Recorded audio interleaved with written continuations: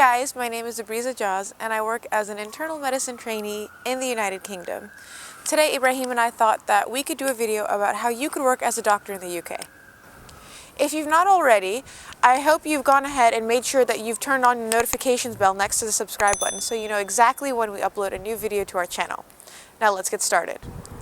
In order to work as a doctor in the UK, the first thing that you'll require is GMC registration with a license to practice.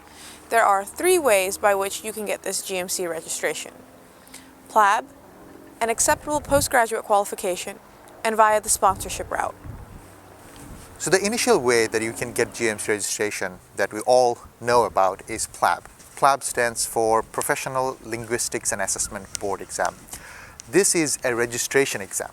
This is not a postgraduate qualification. I mean, you cannot write PLAB as a postnominal after your name.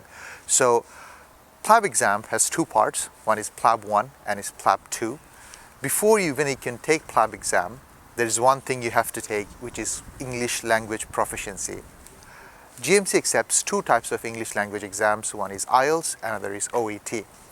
And there are some requirements for this which you can find in our detailed blog post in many of the things that we have written and said in our previous videos.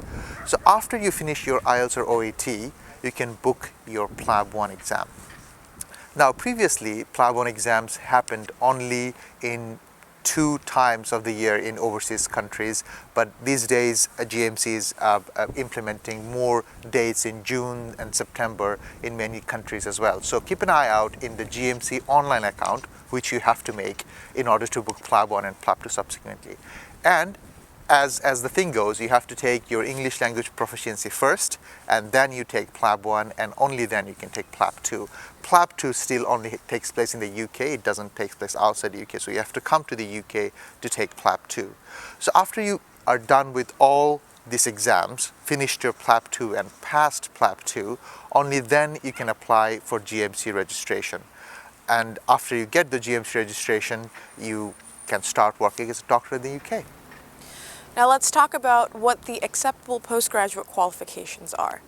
So GMC will take either UK postgraduate qualifications such as MRCP, MRCS, etc., and there are some acceptable overseas postgraduate qualifications that they'll take as well. It's all on the GMC website, which we have linked in the description box below so that you can go and see if your country has an overseas qualification that GMC does accept. Now, let us say, for instance, you have completed one of these acceptable postgraduate qualifications. You will still get the same type of GMC registration as someone who's done PLAB. Just because you've done your GMC registration via postgraduate route, it doesn't mean that it's of a different type of GMC registration or you get more from this GMC registration. How you get your GMC registration means nothing at all. It's just important to get that GMC registration. When you go ahead and you complete, let's say, all parts of the MRCP, you then will try and put together the form and application for GMC registration. There are some prerequisites beforehand that you need to keep in mind. You may or may not need to provide proof of English proficiency, and you will now need to do EPIC verification of your degree. If you are going via the postgraduate route for EPIC verification, you will need to verify your primary medical qualification or your PMQ, as well as your postgraduate qualification or your PGQ. So the sponsorship route, what does it mean? There's a lot of confusion regarding this, and a lot of people want to know about it because everybody knows that PLAB is an exam and MRCP is an exam, and what is the sponsorship route?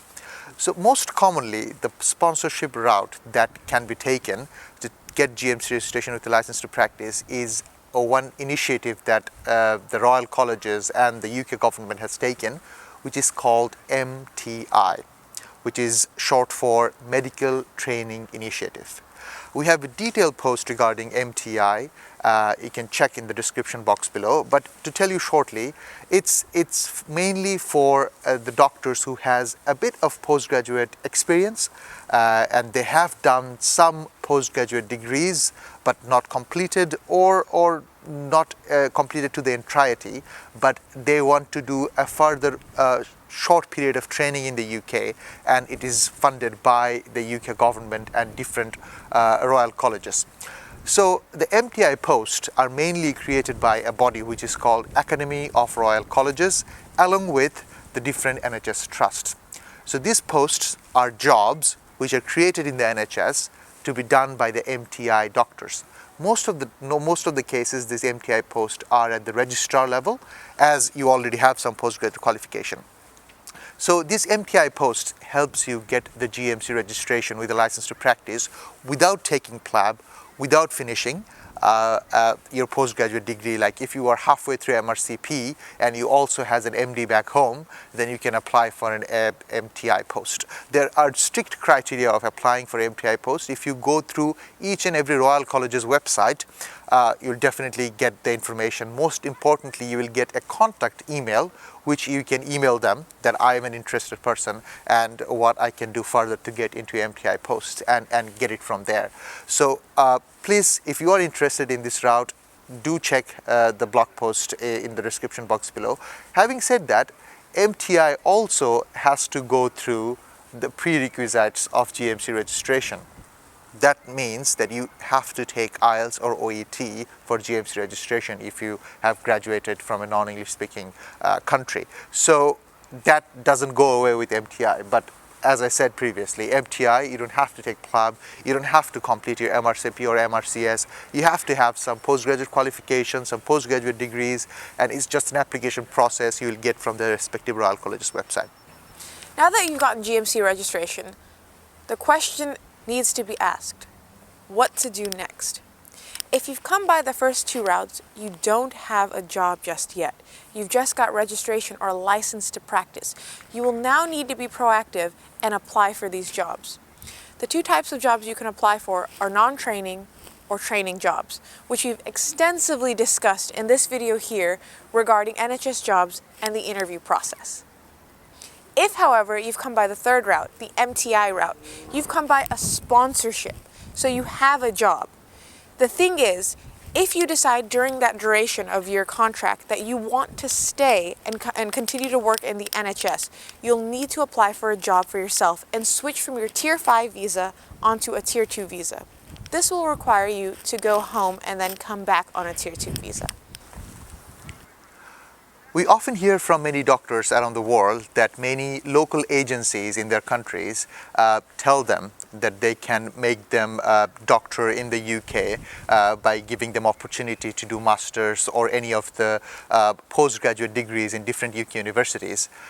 I just want to tell all the doctors around the world that if you don't get GMC registration, you will not be able to work as a doctor in the UK. So, as I said previously, and as we're trying to say through the most of our video, that GMC registration, and GMC registration. So most of the cases, this master's degrees does not get you GMC registration. So you cannot work in the UK as a doctor with that degree. It's that plain and simple. If you're still confused about what acceptable postgraduate route is best for you, or how your MS, MD, or any other academic degree plays into your GMC registration, check out our post-graduation pathways video, which extensively mentions exactly what you need to know before you decide to get GMC registration.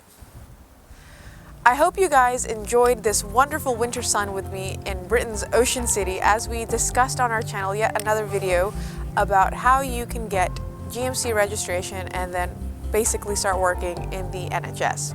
We really hope that you are finding our video series helpful to you all, and we're trying to come out with more videos and more things on our channel each and every day. So remember to stay subscribed to our videos on YouTube and make sure you hit that notification bell so that you know exactly when we upload something new. Also, don't forget to like us on Facebook and follow us on Instagram, and we hope to see you all next time on our next video. Bye.